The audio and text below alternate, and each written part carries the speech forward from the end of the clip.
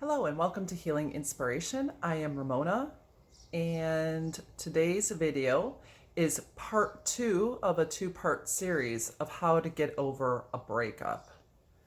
So we'll just start to get into this. If you like this video, please like it, comment, and let me know which point was the most helpful for you, and subscribe to my channel if you haven't yet.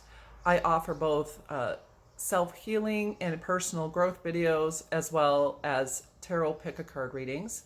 So if you have any interest in either or both of those, please subscribe to my channel.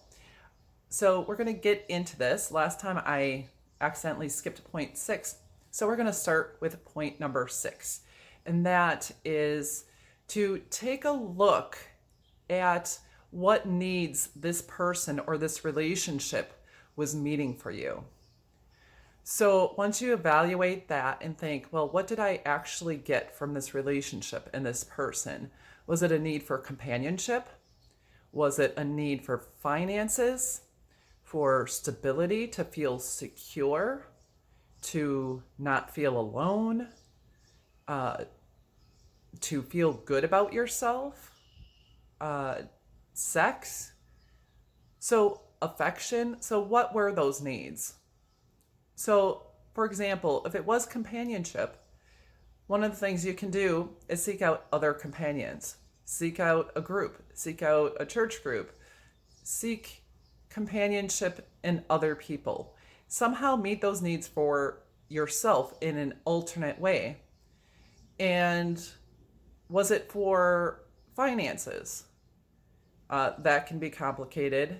And obviously, if you go from a two-income household to a one-income household, it's not going to be great. But do your best to try to meet your own financial needs. See into trainings or education, or if you can get a promotion at your job, or if you haven't worked, obviously, work or do a side hustle, something like that. Just find some way to meet those needs. If you were in that relationship to feel good about yourself, try to do things to improve your appearance, or exercise, or give yourself affirmations, do mirror work, look in the mirror and say, I love my eyes, I'm sexy, I'm hot, I'm good looking, I'm super intelligent. Just, build yourself up, and also get around people that will build you up. Crap, there are tarot readings out there that will build you up. So, what impression you make, what's attractive about you, things like that. So whatever you need to do to build your self-confidence, do that. Affection. So if you were in the relationship for affection, you can get a pet, or, hug your children, hug your mom, or get a massage or something like that to get human touch, or get your hair done by somebody or washed by somebody, anything like that. I mean, it's very helpful because you actually will get that human touch. And even if you need to do, self-massage and touch, and obviously sex, maybe you could take care of some of that yourself. So it just take a look at what needs that relationship was filling for you. And there may be some deeper needs that you didn't realize in your quest when you're really looking within to see. There may be deeper needs that they were filling for you. And what of those needs can you meet for yourself or meet in another way? So that's point number 6. Point number 9. So since in the last video is point 7 and 8, so if you need closure, and a lot of us want closure, you can try to have a conversation with this person if it's safe. Try to get together with them. If you have to text, I don't necessarily recommend that because of the waiting time and, the emotional part. It's not as satisfying if you could get a phone call or an in-person meeting with them, and really talk about issues. Not everyone is going to be either willing or able. So if they are both willing and able, and safe, I would recommend, thinking about it, writing about it, and really getting into what you want to know about the situation before a meeting or something like that, or this conversation. But, that may not always be available to you. And also, typically, whatever explanation, say if they broke up with you, whatever explanation that they may have about it, even if it's valid and it's true, it usually doesn't feel right to you, particularly if you still wanted the relationship. I would recommend not arguing with the person if they don't want the relationship. I don't see the point in that, because once they made up their mind, they made up their mind. But to really discuss the points of the relationship and see if that can help you gain some closure. And also to be able, and even if you can't get this meeting, to be able to speak your truth to them, hopefully. I mean, even in a breakup situation, you're going to want to do it in the most respectful way possible. Definitely believe in karma. What comes around goes around. So you want to leave a relationship in as positive a light as you can, so you don't repeat those issues in additional relationships. So like, if you have to, just get your feelings out. What do you all have to say? And I think, journaling might help that and all that before, and then craft a letter or a message for them.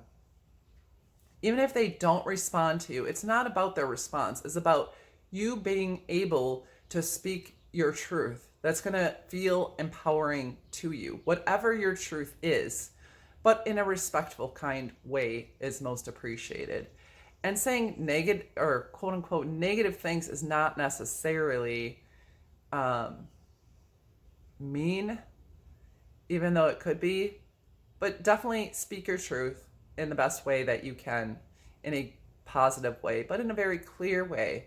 And take that opportunity to get your emotions out. Now, if you can't even do that, if you can't express yourself to them, write it in a letter, do a video, even speak it out loud. But if you write in a letter all of your feelings and things like that, that will be helpful for you to express it and get it out, or talk to a friend about, all of your feelings and thoughts on the matter. So you can that will help you gain closure rather than just holding all of that within you. So next is to get rid of, or at least put away, anything that reminds you of the relationship. Because you don't want to, they'll trigger memories, they'll trigger feelings in the least while you're working on getting over it. And while you're you are still grieving the relationship, it's best to, put the pictures somewhere on your phone that you can't see them. If you can remove stuff from Facebook, do that. If you have, jewelry and stuff like that, put it away. Pictures, put it away. I mean, typically, when they were less significant relationships, like, well, my baby daddy, my first husband and the father of my 4 kids, I put stuff away. I didn't throw away those pictures, but pretty much the rest of my relationships that were less significant, that I didn't have kids by them, I just got rid of everything, because they were reminders and they were energetic connections to that person. It's harder to get over someone when you have an energetic connection. There are extremes. Like, if you live together or something, maybe you want to move, but maybe that's not possible. Or, if you work with them, maybe you want to get another job. I guess it really depends on how difficult it is for you to get over them, and how important it is for you to still have some level of connection. But to the best of your ability, remove anything that reminds you of them. Once you're ready, for sure, because you could take that time, look at those pictures, grieve, mourn, you want some things to elicit the emotion so you can release them. But there comes a time when it's like, okay, I've done this. long enough, and typically so you want to put those memories away and those triggers away from you while you're until you're able to accept it and release and let go. And then maybe, in later years or months, it'll be something you want to look back on. But it helps you to detach from the person. If you can detach from any relationships that relate to them. So anything you're trying to do or connect to that reminds you of that person, and that's why you're doing it, unless obviously children and things like that. But I'm talking about in a lesser sense, whether it's friends you're connecting with or places that you used to go together. While you're in the grieving process and have not yet accepted it, it's best for you to avoid those. Cut off those energetic connections to really start to release it. I mean, you can revisit once if you know that it's really not affecting you. You don't have to, it's not complicating your grief. So next is to block all communication. So if you have them on social media, don't look them up. Delete them if you can. Block their number from your phone, not only so they can't say anything to you, but so that you can't say anything to them, and prolong the breakup process when you know it's over. Because any level of communication and trying to hold on to something that's over, just that little bit of hold on, or we're going to stay friends and we're going to do that, and maybe you had a friendship but when you're having a difficult time where you need to say, how do I get over this? At least for a time, until you are able to process your emotions, do all that, and accept it. I would not advise friendship, not to mention when you're still in your feels about the person at all, or if there is a possibility that you could end up in bed with them again. Obviously, that will help you to not get over it at all. It'll cause complications. To your grieving process. It'll take longer to get over the person. So, yeah, you'll want to remove yourself from any attachment to them that's physical, or you're able to communicate with them to the best of your ability. Obviously, you're going to use your own logic in this. Is this you trying to, hold on, or, if you have practical, real reasons to connect with them, you're going to have to, like you have kids or something, or you have to go through a divorce or split up your items and things like that. But at some point, it's usually the best thing to do to cut off that communication, at least until you have come to the place of acceptance and are not all in your feels about it anymore. And number 12, we have release the hope that they are going to change or come back for you or apologize. And I'm sure there are exceptions. There's always exceptions. I don't think anything's 100% of the time 100% black or white. Typically, people don't change very much. And when there is real deep change, it's over a long period of time. And holding on to the hope that someone changes for you is really just prolonging the pain. Because generally speaking, people don't change that much. And me being a counselor, or going to be a counselor in training, I do believe in people's ability to change, but I wouldn't hold on to that hope regarding when you're in a breakup situation.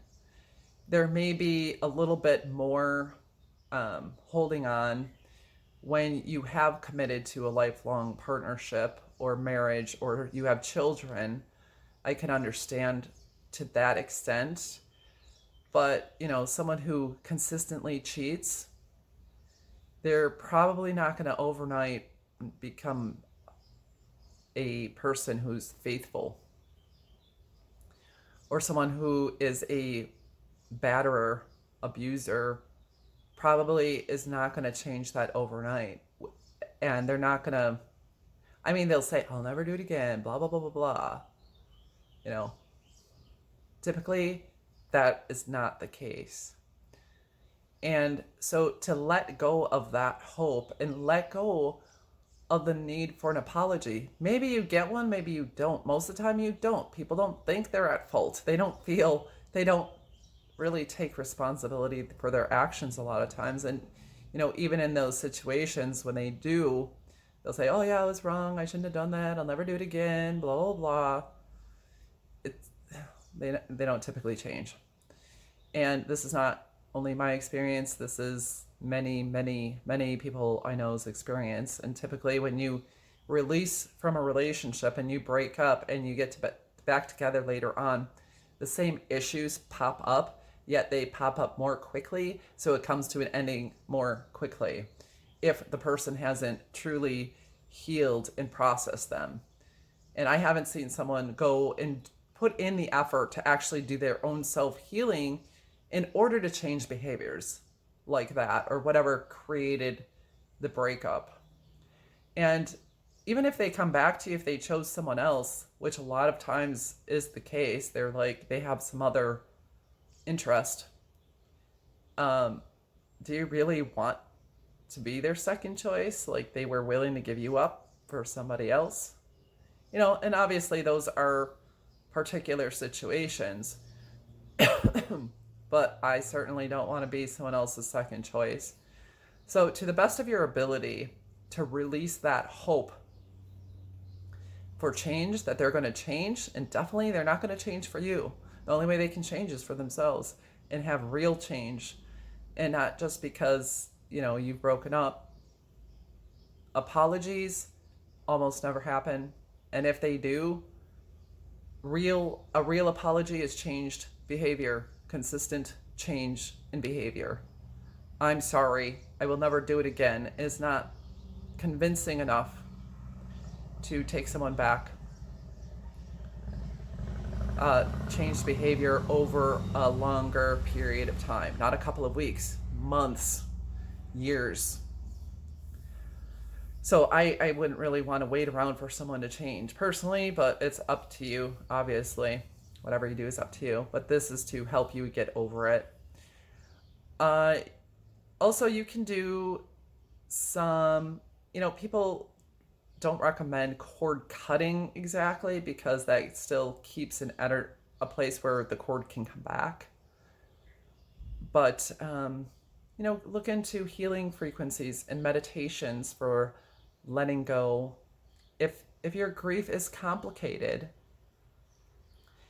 it may be helpful for you to find a group in particular for complicated grief, because that's shown to be better than individualized therapy. I'm not sure if you can find a group that is for getting over heartbreak, getting over breakups. I'm guessing there probably will be, but there may not be one in your area, or if you could find one online. A group is often better than individual therapy. But if you can't find that, or you don't feel comfortable in a group scenario, seeking out a therapist may be helpful for you as well if it really gets too complicated and you're having difficulties letting it go. So that's about it for today. Those are the tips I have for getting over a breakup. And I hope that blessed you, inspired you, encouraged you in some way, and will be helpful as you apply the tools. Have a wonderful and blessed day. If you like that, please like this video. Comment down below the point that was most helpful for you, and subscribe to my channel if you haven't yet. Have a wonderful day, and I will see you again soon. Goodbye.